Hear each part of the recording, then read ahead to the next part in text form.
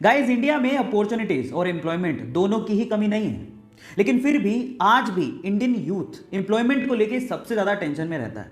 यार, ये जॉब क्यों नहीं मिल पा रही? क्या आपने कभी सोचा है? जो कंपनीज इंडिया में इंडियन यूथ को रिक्रूट करती हैं, उसका इसके बारे में क्या ख्याल है पता है? वो ये कहती हैं कि इंडिया में यूथ की कमी नहीं है, लेकिन स्किलफुल, स्मार्ट, एम्प्लॉयबल यूथ की बहुत कमी है। और जो यूथ स्किलफुल है और स्मार्ट है, उसके लिए जॉब की कोई कमी नहीं है। अब इसको थोड़ा मैं स्टोरी के थ्रू समझाने की कोशिश करता हूं, ध्यान से समझिएगा, जिससे आपको ज़्यादा समझ में आएगा। एक बार दो दोस्त थे, एक का नाम था सतीश, दूसरे का नाम था महेश। दोनों ने स्कूलिंग, कॉलेज सब साथ में पूरा किया। मजे की बात यह थी कि उनकी सेम ही कंपनी में जॉब लग गई।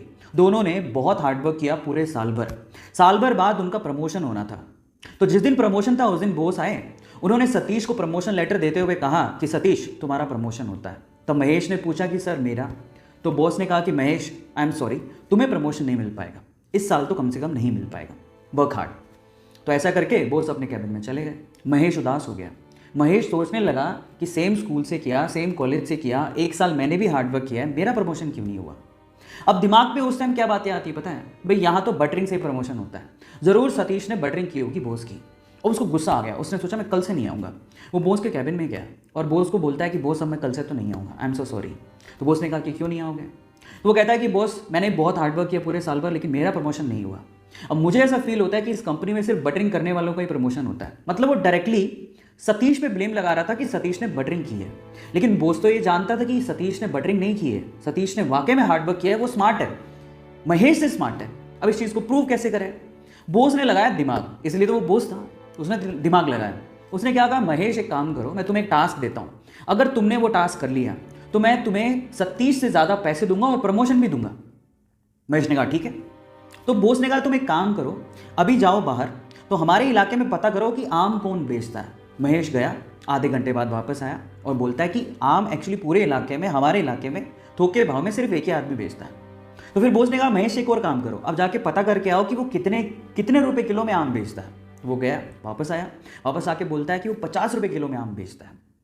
अब बॉस ने क्या कहा, महेश मैं सेम चीज़ अब मैं सतीश से करवाता हूँ, तुम ध्यान से देखना।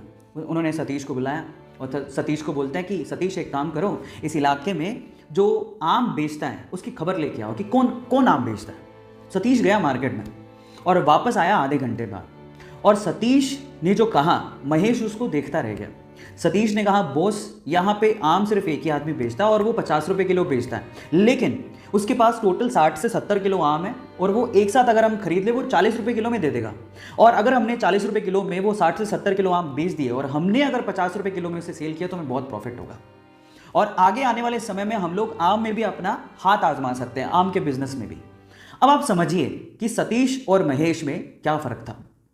आप समझ पा रहे हैं कि स्मार्टनेस और स्किल का क्या मतलब होता है। आज का यूथ क्या है ना, सिर्फ इस फिलॉसफी में, ज्यादातर यूथ इसी फिलॉसफी में जीता है कि इतने में इतना ही मिलेगा। जब आप ये सोचते हो कि इतने में इतना ही मिलेगा तो प्रमोशन की आस आपने रखी क्यों है? वो बहुत इंपॉर्टेंट है। मैं हमेशा एक बात बोलता हूं, आप जिस भी कंपनी में काम कर रहे हो या आप जो भी करना चाह रहे हो, अगर वो आपको 100 रुपये देती है ना, तो आप 50 रुपये का काम करके मत दो, आप उसको 200 रुपये का काम करके दो। आप उसको अपना आदी बनाओ। जब आप उसको अपना आदी बना लोगे तो आप जिंदगी में प्रमोशन के लिए या एम्प्लॉयमेंट के लिए टेंशन में कभी नहीं रहोगे। तो अब आपको समझ में आया होगा कि एक्चुअल में क्या मीनिंग है, क्यों लोग एम्प्लॉयमेंट को लेके इतना टेंशन में रहते हैं। सो गाइस, मेरी तरफ से मैंने समझाने की कोशिश करी है। ऐसी अमेजिंग स्टोरीज के लिए यूट्यूब पे हमारे चैनल को सब्सक्राइब कर लीजिए, और अगर आप इंस्टाग्राम पे देख रहे हैं तो मुझे फॉलो करना मत भूलिएगा, और इस स्टोरी को लोगों के साथ शेयर जरूर करिएगा ताकि वो समझें कि यूथ और स्किलफुल यूथ में क्या फ़र्क है। Thank you so much.